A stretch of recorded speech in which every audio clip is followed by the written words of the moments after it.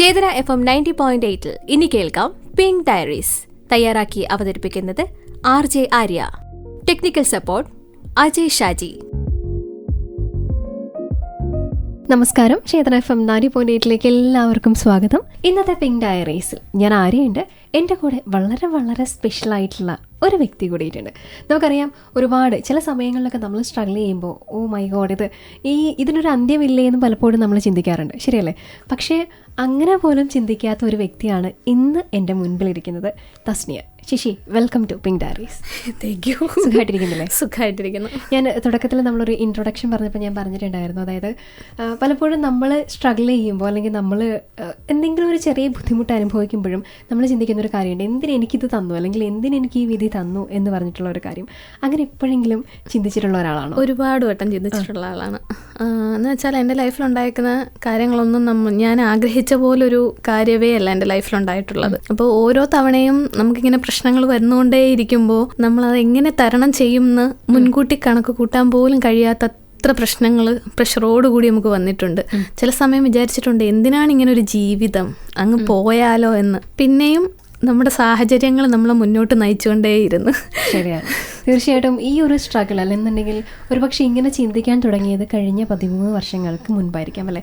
അന്ന് ചേച്ചിയുടെ ലൈഫിൽ ഒരു സംഭവം നടന്നു. വളരെ സന്തോഷത്തോടു കൂടിയിട്ട് നമ്മൾ വെൽക്കം ചെയ്യേണ്ട ഒരാളെ, അല്ലെങ്കിൽ വളരെ സന്തോഷത്തോടു കൂടിയിട്ട് നമ്മൾ വെൽക്കം ചെയ്തിട്ടുള്ള ഒരാളാണ് ചേച്ചിയുടെ മോൻ ആദി. പക്ഷെ അതായത് ആദി വന്നു ഒരു 4.5 വർഷം കഴിഞ്ഞപ്പോഴാണ് ആള് സ്പെഷ്യൽ കിഡാണെന്ന് ചേച്ചി അറിയുന്നത്. ആ ഒരു സമയത്ത് ഉണ്ടാകുന്ന ഒരു വിഷമം, അല്ലെങ്കിൽ ആ ഒരു സമയത്ത് നമുക്കറിയാം, സ്വാഭാവികമായിട്ടും നമ്മളൊരമ്മയാകുമ്പോൾ മകനെ അത്രയും നമ്മൾ പ്യുവർലി കൊണ്ട് നടക്കുന്ന ഒരു വ്യക്തിയാണ്. അപ്പോൾ ആൾക്ക് ഈ പറയുന്ന പോലൊരു എന്താ പറയുക, ഒരു സ്പെഷ്യൽ കിറ്റാണെന്ന് പറയുമ്പോൾ സ്വാഭാവികമായിട്ടും നമ്മൾ തളർന്നു പോകാറുണ്ട്. ആ ഒരു സമയത്ത് ചേച്ചി തളർന്നില്ല. അതുകൊണ്ട് മാത്രമാണ് ഇന്നിവിടെ നമ്മളിങ്ങനെ ഇരിക്കുന്നത്. എന്താണ് ചേച്ചി പറയാനുള്ളത്? എന്താന്ന് വെച്ചാൽ, മോനിക്ക് 9ാം മാസമാണ് നമ്മളിത് ശരിക്കും അവനെ അറിയുന്നത്. അവന് ഹെഡ് ഹോൾഡിങ് ഇല്ല. അപ്പോൾ എൻ്റെ 19ാമത്തെ വയസ്സിലുള്ള മോനാണ് അവന്.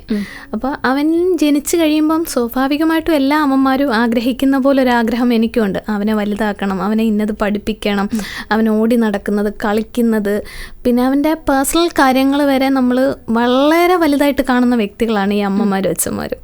അങ്ങനെ എനിക്കും എൻ്റെ ഹസ്ബൻഡിനും അതുപോലെ തന്നെയായിരുന്നു. അവൻ ജനിച്ചു കഴിഞ്ഞപ്പോൾ അവൻ ഇന്നതായി തീരണം എന്നൊരാഗ്രഹത്തിലാണ് നമ്മൾ ഈ ഒരു കുഞ്ഞിൻ്റെ കാലുകൾ, കുഞ്ഞിക്കൈകൾ, ആ കാലുകൾ അനങ്ങുന്നത് കാണാൻ, കൈകൾ അനങ്ങുന്നത് കാണാൻ, സംസാരിക്കുന്നത് കാണാൻ എല്ലാം നമ്മൾ വളരെ ആഗ്രഹത്തോടു കൂടി നമ്മൾ നോക്കിയിരുന്നിട്ടുണ്ട്. ആ 9ാം മാസമായിട്ടും മോൻ്റെ ഹെഡ് ഹോൾഡിങ് ശരിയാകാതിരുന്നപ്പോൾ ഞങ്ങൾ ഡോക്ടറിനെ കാണുന്നത്. അപ്പോൾ പറഞ്ഞു, പ്രീമച്വർ ബേബി ആയതുകൊണ്ട് കുറച്ചുകൂടെ ലേറ്റ് ആവും. 6ാം മാസത്തിലുള്ള മോനാണ് അവന്. അപ്പം ഒന്നുകൂടെ ലേറ്റ് ആവും, നിങ്ങൾ വെയിറ്റ് ചെയ്തോ എന്ന് പറഞ്ഞു. ഫിസിയോതെറാപ്പി ഫസ്റ്റ് 9 മന്തിലാണ് അവനിക്ക് സ്റ്റാർട്ട് ചെയ്യുന്നത്. ഇതിനെക്കുറിച്ച് ഒരു ABCD പോലും അറിയില്ല എനിക്ക്. നമ്മൾ ഫിസിയോതെറാപ്പി ചെയ്താൽ ഉറപ്പായിട്ടും അവൻ പെടലി ഉറയ്ക്കും എന്നായിരുന്നു എൻ്റെ ഒരു വിശ്വാസം. ആ ഒരു തെറാപ്പി 2.5 വയസ്സ് വരെ അവനിക്ക് ചെയ്യേണ്ടി വന്നു, ആ ഒരു തല ഉറച്ച് കിട്ടാൻ വേണ്ടിയിട്ട്.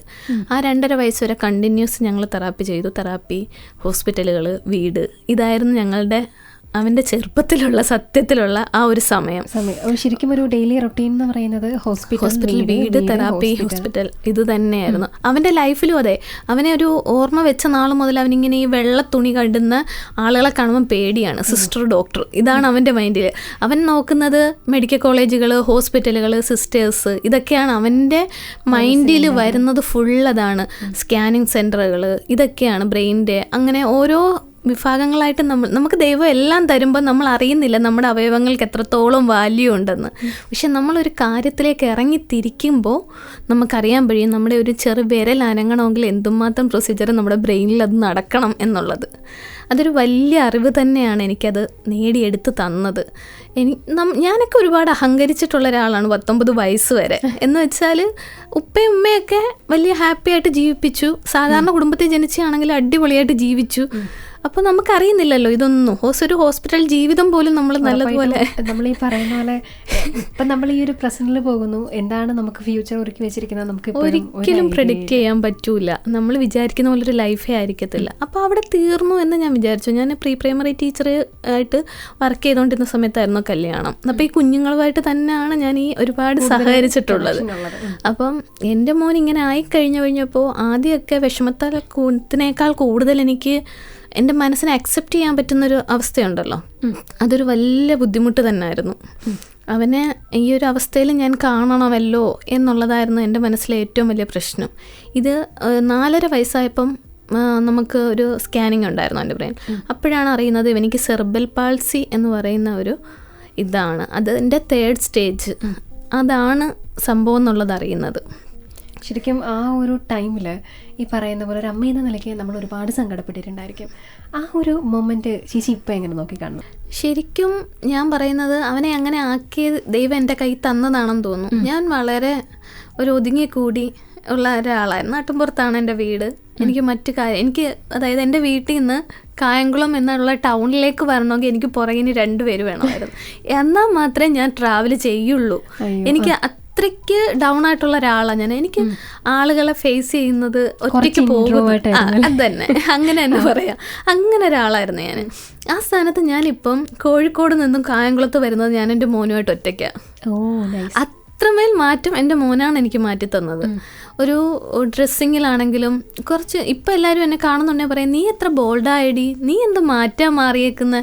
ഒരിക്കലും ഞാൻ ആ ക്രെഡിറ്റ് ഫുള്ള് ഞാൻ പറയാം എൻ്റെ മോനാണ് അതിന് കാരണം. ഞാൻ എവിടെയും ഞാൻ ഐ ഡി ഇങ്ങനെ ഇടുന്നത് തസ്നിയ ആദിന്നാണ്. ഹസ്ബൻഡ് ഭയങ്കര സ്നേഹം കാര്യമൊക്കെയാണ്, എന്നാലും എനിക്ക് എൻ്റെ മോനിലൂടെയാണ് ഞാൻ ആയത്. സത്യത്തിൽ അവനിക്ക് വേണ്ടി ഞാൻ ജീവിച്ചു തുടങ്ങിയപ്പോൾ ഞാൻ എന്നെ തന്നെ മാറ്റി തുടങ്ങി. ഒരിക്കലും ഞാൻ തളർന്നിരുന്ന് കരഞ്ഞിട്ടുള്ള സമയങ്ങളുണ്ട്. 5 നേരം നമസ്കരിക്കുമ്പം ദൈവത്തിനോട് എപ്പോഴും പറയുമായിരുന്നു, എനിക്ക് ജീവിക്കണ്ട ഇങ്ങനെ എന്ന് പറഞ്ഞ പല അവസ്ഥകളും ഞാൻ ഉണ്ടാക്കിയിട്ടുണ്ട്. എൻ്റെ സിസ്റ്റേഴ്സ്, എൻ്റെ കസിൻസിൻ്റെ ഒക്കെ മക്കൾ, അങ്ങനെ എൻ്റെ ഫ്രണ്ട്സിൻ്റെ മക്കൾ നമ്മുടെ ഇങ്ങനെ എന്തെങ്കിലും ഒരു ഫംഗ്ഷൻ വെച്ച് കാണുമല്ലോ. അപ്പം നമുക്കൊരിക്കലും താങ്ങാൻ പറ്റത്തില്ല. നമ്മുടെ മകൻ അങ്ങനെ ഒരിടത്ത് ഒരു സീറ്റിങ്ങിൽ ഇരിക്കുമ്പോൾ ബാക്കിയുള്ളവരിങ്ങനെ അവരങ്ങനെ ചെയ്യുന്നതിൽ എനിക്ക് സന്തോഷമാണ്. അതിനേക്കാൾ ഉപരി നമുക്ക് വിഷമമാണ്, നമ്മുടെ മകൻ അങ്ങനെ ആയിപ്പോയല്ലോ എന്നൊരു വിഷമം. അതെല്ലാ അമ്മമാരുടെ മനസ്സിലും ഉണ്ടാവുന്നൊരു കാര്യമാണ്. അങ്ങനെ പല സ്റ്റേജ്. പിന്നെ ഇപ്പം ഞാൻ ചിന്തിക്കുന്നത് എന്താണെന്നറിയാവോ, എൻ്റെ മകൻ എന്താ കുഴപ്പം, ഞാൻ അങ്ങനെ ഇപ്പം ചിന്തിക്കുന്നത്. എൻ്റെ കുഞ്ഞിന് എന്താ കുഴപ്പം, ഒരു കുഴപ്പമില്ല. മറ്റേത് എനിക്ക് പബ്ലിക്കിലേക്ക് ഇവനെ ഇറക്കാൻ പേടിയായിരുന്നു. പലരും എന്നെ പബ്ലിക്കിൽ നിന്ന് തന്നെ എന്നോട് ചോദിച്ചിട്ടുണ്ട്. പക്ഷെ പക്ഷേ അവർക്ക് ഒരു വിഷമം കൊണ്ട് ചോദിക്കുന്നതാവാം, എനിക്കറിയില്ല. എന്നാലും നമ്മൾ പബ്ലിക്കിൻ്റെ മുമ്പിൽ ഒരു കൂട്ടം ആളുകൾ നിൽക്കുമ്പോൾ ഓടി വന്നിട്ട് ഇങ്ങനെ ചോദിക്കുന്നുണ്ട്, ഇത് സജിയുടെ മോനല്ലേ, സുഖമില്ലാത്ത മോനല്ലേ ഇത്. നമുക്ക് ആ ഒരു ചോദ്യം നമുക്കവിടെ തകർന്നു പോയിട്ടുണ്ട് പലപ്പോഴും. ഇപ്പം കഴിഞ്ഞ ദിവസം ഞാൻ കോഴിക്കോട് നിന്ന് വന്നിട്ടുണ്ടായിരുന്നു. അപ്പോൾ റെയിൽവേ സ്റ്റേഷനിൽ ഇറങ്ങിയിട്ട് ഞങ്ങൾ അവിടുന്ന് കുറച്ച് സ്റ്റെപ്പ് ഇവൻ നടക്കും. അപ്പോൾ കാലിൽ മറ്റേ A4 എന്ന് പറയുന്ന ചെരുപ്പിട്ട് അതിൻ്റെ സപ്പോർട്ടോട് കൂടി അവൻ നടക്കുക. അപ്പം ഞാൻ പിടിച്ചിങ്ങനെ നടത്തിയപ്പം ഇങ്ങനെ ഇരിക്കുന്നവരെല്ലാം ഇവനിങ്ങനെ നോക്കുന്നുണ്ട് നടക്കുന്നുമ്പോൾ. അപ്പോൾ ഡിഫറെൻ്റ് ആണല്ലോ ഇവൻ. അന്നേരം ഇവൻ എന്നോട് ചോദിക്കുന്ന അവരവിടെ ഇരുന്ന് കേട്ടു, എന്താ എല്ലാവരും എന്നെ ഇങ്ങനെ നോക്കിക്കൊണ്ടിരിക്കുന്നതെന്ന്. ഞാൻ പറഞ്ഞു, നീ ഡിഫറെൻ്റ് ആണടാ, നീ സ്പെഷ്യൽ കിഡാണ്, നീ സൂപ്പർ ഹീറോ അല്ലേ. അപ്പോൾ അവരിങ്ങനെ നോക്കുകയാണ് നീ നടക്കുന്നത് എത്രത്തോളം നല്ലതാണെന്ന്. അങ്ങനെ ഞാൻ അവനെ കൊണ്ട് ചിന്തിക്കാൻ തുടങ്ങിയിട്ടുണ്ട്. മറ്റേത് എനിക്ക് നാണക്കേടായിരുന്നു. ഒരു എന്താ പറയുക, നമുക്ക് ഭയങ്കര സങ്കടം എനിക്കൊരു ഫീൽ ചെയ്യായിരുന്നു. നാണക്കേടെന്ന് പറയുന്നതിനേക്കാൾ കൂടുതൽ ആളുകൾ ഇങ്ങനെ ചെയ്യുമ്പോൾ എൻ്റെ മോനെ കുറവ് കാണുകയാണല്ലോ എന്നുള്ളൊരു ഫീലായിരുന്നു എൻ്റെ മനസ്സിൽ. അവരുടെ മുന്നേ എൻ്റെ മോൻ കുറഞ്ഞു പോവുകയാണല്ലോ എന്ന്. പക്ഷെ ഇപ്പം ഞാനും എൻ്റെ മനസ്സിനെ അത് പറഞ്ഞ് തിരുത്തി എൻ്റെ മോനോടും ഞാനത് പറഞ്ഞു. ഞാൻ പറഞ്ഞു, മോനെ നിന്നെ കുറവല്ല അവർ കാണുന്നത്, നീ അങ്ങനെ ചെയ്യുന്നതിൽ അവർക്ക് അതിന് ഒരു സന്തോഷം ഉള്ളത് കൊണ്ടാണ് അവർ നോക്കുന്നത്, നിന്നെക്കൊണ്ട് അത്രയും കഴിയുന്നുണ്ടല്ലോ. അവൻ്റെ മനസ്സിൽ ഞാൻ ആ ഒരു പോസിറ്റീവ് എനർജി കൊടുത്തു. ഞാനത് അങ്ങനെ കൊടുത്തു. അങ്ങനെ ഇപ്പം അവൻ അന്നേരം ആളുകൾ നോക്കുന്നുണ്ടെങ്കിൽ അവൻ ചിരിക്കുക ചെയ്യുന്നത്. മറ്റേത് അങ്ങനെയല്ല, അവൻ കുനിഞ്ഞിരുന്ന് ആളുകളെ ഫേസ് ചെയ്യുമ്പോൾ അവനിക്ക് അതൊക്കെ ഞാൻ അവനെ മാറ്റിയെടുത്തൊരു കാര്യമാണ് സത്യത്തിൽ. ആളുകൾ ഇങ്ങനെ നമ്മൾ ഒരു 5-6 പേര് നിന്ന് സംസാരിക്കുമ്പോൾ അവൻ നേരെ മുഖത്ത് നോക്കി സംസാരിക്കൂല. എന്ന് വെച്ചാൽ അവൻ്റെ ചൈൽഡ്ഹുഡിലുണ്ടായ കുറച്ച് അനുഭവങ്ങൾ അങ്ങനെയാണ്. അതുകൊണ്ട് അവരുടെ മുഖത്ത് നോക്കിയാൽ അവരെന്താണ് പറയുക, അവരിനി ഇവൻ്റെ കുറവാണോ പറയുക എന്നൊക്കെയുള്ളൊരു പേടി അവനിക്കുണ്ടായിരുന്നു. ഇപ്പം ഞാനത് പറഞ്ഞ് മനസ്സിലാക്കി കൊടുത്തപ്പോൾ ഞാൻ മോനെ ആര് ചോദിച്ചാലും നീ നേരെ മുഖത്ത് നോക്കുക, സംസാരിക്കുക, എന്നിട്ട് പറയണം ഞാൻ ഡിഫറെൻ്റ്ലി ഏബിൾഡാണ്, ഞാൻ ഇങ്ങനെയാണ്, ഞാൻ ബെറ്ററായി വരുന്നതേ ഉള്ളൂ, ട്രീറ്റ്മെൻറ്റിലാണ്. ഇപ്പം ആര് തന്നെ ചോദിച്ചാലും അവൻ പറയുന്നത് ഞാൻ ട്രീറ്റ്മെൻറ്റിലാണ്, ഞാൻ ബെറ്റർ ആകും എന്ന്. അവൻ്റെ ആ ഒരു കോൺഫിഡൻസും ആ ചിരിയുമാണ് ഞങ്ങൾക്കിപ്പോൾ ഉള്ള ഏക ഒരു ബലം, ഞങ്ങളുടെ സ്ട്രെങ്ത് ഇപ്പോൾ അവനാണ് സത്യത്തിൽ. തീർച്ചയായിട്ടും അതിനെ ഒന്ന് കാണണമെന്ന് ആഗ്രഹം കേട്ടോ ചേച്ചി. ഇത്രയും കാര്യങ്ങളൊക്കെ പറയുമ്പോഴും ഉറപ്പായിട്ടും അത്രമാത്രം ഈ പറയുന്ന പോലെ ഒരു പവർഫുൾ ആയിട്ടുള്ള ഒരാളാണ് അത്. കാരണം ആദ്യം സ്വയം മാറുക മാത്രമല്ല, ചേച്ചിയെ കൂടെ മാറ്റി നമുക്കറിയാം. ആ ഒരു ഇപ്പോൾ ഡ്രസ്സിങ്ങിലാണെന്നുണ്ടെങ്കിലും ചേച്ചിയുടെ കോൺഫിഡൻസ് നമുക്കറിയാം. അതുപോലെ തന്നെ ഇപ്പോൾ ഒരാളെ ഫേസ് ചെയ്യുന്നതിലാണെന്നുണ്ടെങ്കിലും ചേച്ചിയുടെ കോൺഫിഡൻസ് അറിയാം. സാധാരണ ചേച്ചി അതിലുപരി ആദ്യത്തെക്കുറിച്ച് പറയുമ്പോൾ പ്രൗഡാണ്. അതെ അതെ അതെ അതെ അതെ. ഞാനിപ്പോൾ ആരുടെ മുന്നിലാണെങ്കിലും ഞാൻ പറയുന്നത് എൻ്റെ മോനാണ് എന്നെ ഇങ്ങനെ ആക്കുന്നത് എന്ന് പറയും. ഇപ്പോൾ എൻ്റെ ഫ്രണ്ട്സൊക്കെ എന്നെ പല വഴിക്ക് വെച്ച് കാണുമ്പോൾ എടി നീ എന്താ ഇങ്ങനെ എന്നുള്ളൊരു ചോദ്യം. ഞാൻ പറഞ്ഞു എടാ ഞാൻ മാറി ഇങ്ങനെയല്ലല്ലോ, അങ്ങനെ തന്നെയാ പറയുന്നത്. ഞാൻ മാറേണ്ടി വന്നു, സാഹചര്യങ്ങൾ കൊണ്ട് എനിക്ക് മാറേണ്ടി വന്നു. പക്ഷേ ഇപ്പോൾ അവനെയും കൊണ്ട് എനിക്ക് 10 പേരുടെ മുന്നിൽ തസ്നി നീ ഒന്ന് വരുമോ എന്ന് ചോദിച്ചാൽ ഉറപ്പായിട്ടും ഞാൻ പറയും ഞാൻ എൻ്റെ മോനെയും കൊണ്ട് വരും, എനിക്ക് കുഴപ്പമില്ല. ഞാൻ പലപ്പോഴും പലരും വിചാരിക്കും കുഞ്ഞിങ്ങനെ ആയിപ്പോയല്ലോ, ഇനി ട്രീറ്റ്മെൻറ്റ് ഇത്രയേ ഉള്ളൂ, ഇവിടെ നിന്ന് മുന്നോട്ട് അതൊരു ബുദ്ധിമുട്ട് തന്നെയാണ്. ഒന്നാമത് ഫൈനാൻഷ്യൽ പ്രശ്നങ്ങൾ നമുക്ക് ഇങ്ങനെയുള്ള കുട്ടികൾക്കുള്ള വീടുകളിൽ കാണുവടാ. അതൊരു ശരിയായിട്ടുള്ള സത്യസന്ധമായിട്ടുള്ള കാര്യം അതാണ്. എന്നുവെച്ചാൽ ഇവർക്ക് തെറാപ്പി എന്ന് പറയുന്നൊരു കാര്യം എങ്ങും നമുക്ക് ആരോടും പറയാൻ പറ്റാത്തൊരു കാര്യം. എന്ന് വെച്ചാൽ തെറാപ്പി ചെയ്യുന്നുണ്ട്. ഗവൺമെൻറ്റിൻ്റെ ഭാഗത്തു നിന്നുള്ള തെറാപ്പി ഉണ്ട്, അല്ലാതെ പ്രൈവറ്റായിട്ട് പോകുന്നവരുണ്ട്, അങ്ങനെയൊക്കെയുണ്ട്. പക്ഷെ എത്രത്തോളം ഇവർക്ക് തെറാപ്പി കൊടുക്കാം അത്രത്തോളം ഇവർ ബെറ്റർ ആയിക്കൊണ്ടേയിരിക്കും. ഇവരുടെ ഒരു ഇതെന്ന് പറഞ്ഞാൽ മസിൽസിന് സ്ട്രെങ്ത് കുറയുകയാണ്. അപ്പം ഇത് സ്റ്റിഫ്നെസ് കൂടും, ബലം കൂടും ഇവർക്ക്.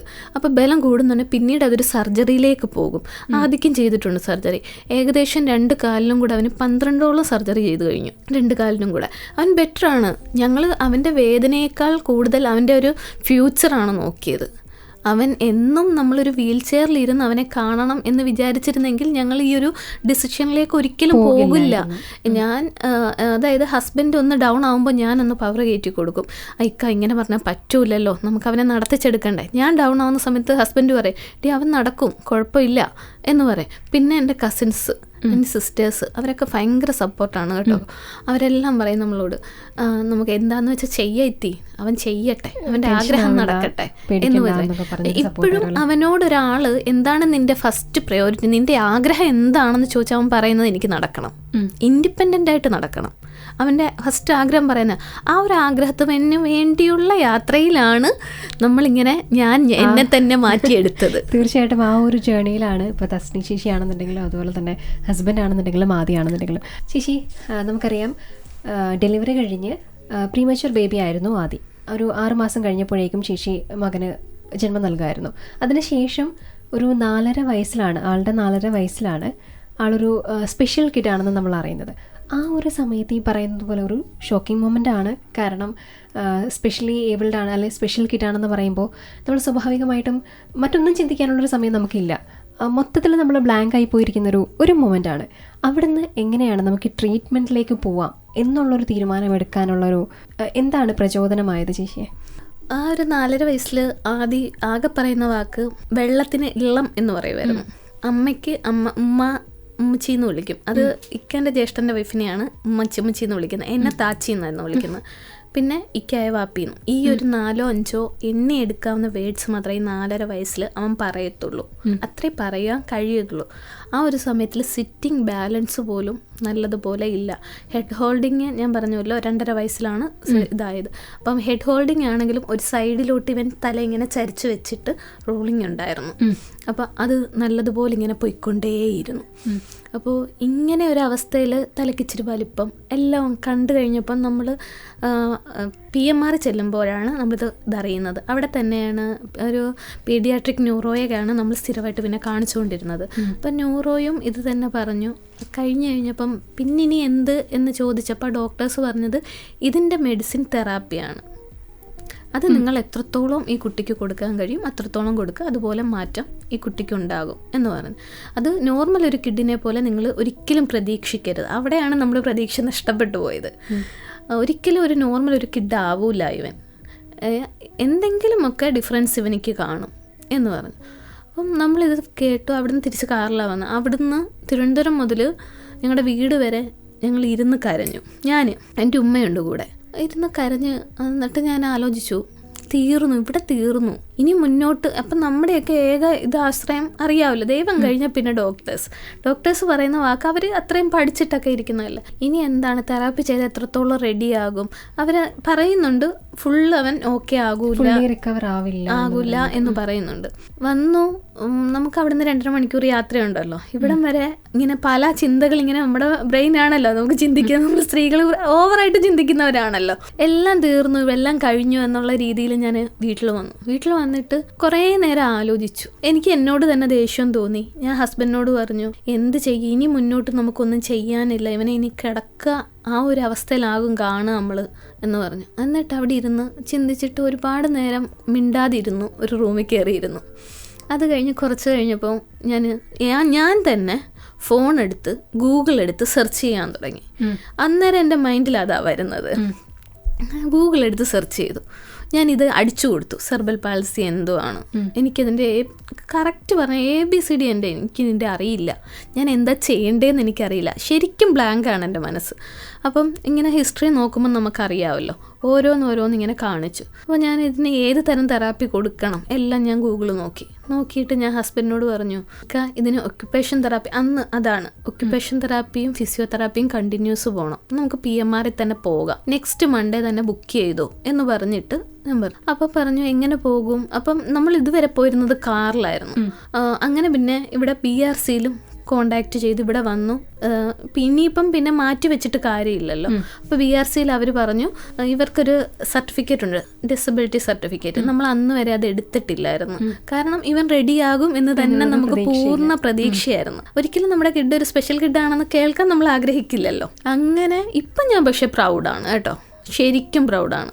എനിക്ക് അങ്ങനെയുള്ള പേരൻസിനോട് ഒരുപാട് എന്താ പറയുക റെസ്പെക്റ്റ് ആണ്. കാരണം അവരുടെ ലൈഫ്, എനിക്കിപ്പോൾ ഒരുപാട് സ്പെഷ്യൽ കിഡ്സിൻ്റെ അമ്മമാരെ അറിയാം, അച്ഛന്മാരെ അറിയാം, അവരൊക്കെ എത്ര വെൽ എഡ്യൂക്കേറ്റഡ് ആണ് കേട്ടോ. ഡോക്ടേഴ്സിൻ്റെ മക്കളുണ്ട്, എല്ലാ നോർമൽ ആളുകളുടെ മക്കൾ മുതൽ ഡോക്ടേഴ്സിൻ്റെ മക്കൾ വരെ ഉള്ള എനിക്കറിയാം. അപ്പോൾ അവരെല്ലാം അവരുടെ പ്രൊഫഷൻ വരെ മാറ്റി വെച്ചിട്ട് ഈ കുട്ടിക്ക് വേണ്ടി ജീവിക്കുന്ന പല ആളുകളെയും നമ്മുടെ കൺമുന്നിൽ കാണാൻ കഴിയുന്നുണ്ട്. അതുപോലെ തന്നെ ഈ കുട്ടി ഇങ്ങനെയാണ് എന്ന് കരുതി മാറ്റി നിർത്തിയിട്ടുള്ളവരെയും, മാറ്റി നിർത്തുക എന്നുള്ളതല്ല, അവർക്ക് ട്രീറ്റ്മെൻറ്റ് കൊടുക്കുന്നുണ്ട്. പക്ഷേ ഇവർക്ക് അധികം ശ്രദ്ധിക്കാൻ കഴിയാതെ ആ മക്കൾ ഡൗൺ ആവുന്നുള്ള അങ്ങനെയുള്ള സിൻഡ്രോം ഉള്ള മക്കളെ ഞാൻ കണ്ടിട്ടുണ്ട്. ഞാൻ ഡെയിലി കണ്ടുവരുന്നതുമാണ്. സാഹചര്യങ്ങൾ ഇങ്ങനെ മാറുന്നതനുസരിച്ച് നമ്മൾ ഇങ്ങനെയുള്ളവരെയാണ് എൻ്റെ കൂട്ടത്തിൽ കൂടുതലും ഞാൻ കാണുക. കാരണം ബെറ്റർ ആയിട്ടുള്ള ട്രീറ്റ്മെൻറ്റ് തിരക്കി പോകുന്നിടമെല്ലാം ഇതൊക്കെ തന്നെ ആണല്ലോ നമ്മുടെ കണ്ണിൽ. അപ്പം നമുക്ക് ഒരുപാട് ആളുകളുമായിട്ട് സഹകരിക്കേണ്ടി വന്നിട്ടുണ്ട്, അങ്ങനെ ഞാൻ കാണുന്നതുമാണ്. അപ്പോൾ അങ്ങനെ ഞാൻ ഇങ്ങനെ സെർച്ച് ചെയ്തപ്പോഴാണ് ഇത് കണ്ട് അങ്ങനെ തിരുവനന്തപുരത്ത് പോയി.